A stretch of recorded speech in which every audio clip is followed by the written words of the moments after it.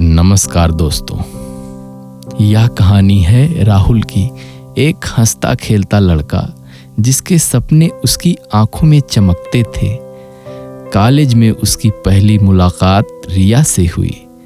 रिया उसकी मुस्कान सूरज की पहली किरण जैसी थी, उसकी बातें झरने के संगीत जैसी। राहुल पहली ही नज़र में अपना दिल हार बैठा। राहुल पढ़ाई में ठीक ठाक था, लेकिन रिया के आने के बाद उसकी दुनिया उसी के इर्द गिर्द घूमने लगी। क्लासें छूटने लगी, किताबों से दूरी बनने लगी और दोस्तों के साथ भी उसका मिलना जुलना कम हो गया। उसे हर पल रिया के साथ रहना था, मानो वही उसकी पूरी दुनिया हो। राहुल रिया के प्यार में अंधा हो गया था। उसे अपने भविष्य की कोई परवाह नहीं रही। उसके दोस्त उसे समझाने की कोशिश करते, लेकिन प्यार के नशे में डूबे राहुल को किसी की बात सुनाई नहीं देती थी। और एक दिन वह सच सामने आया जिसने राहुल की दुनिया हिलाकर रख दी।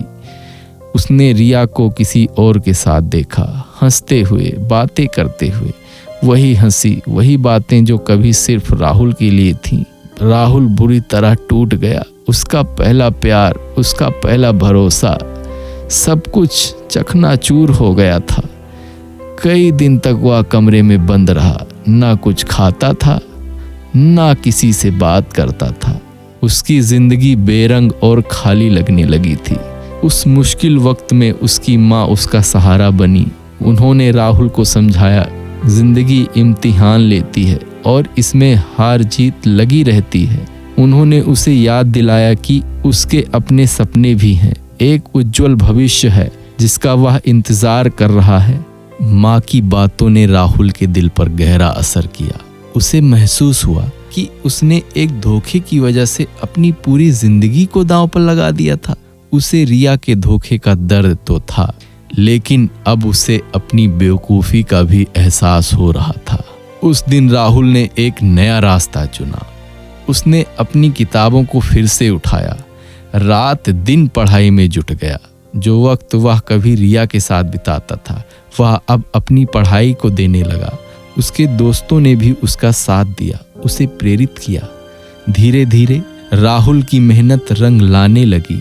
कॉलेज की परीक्षाओं में उसने शानदार प्रदर्शन किया।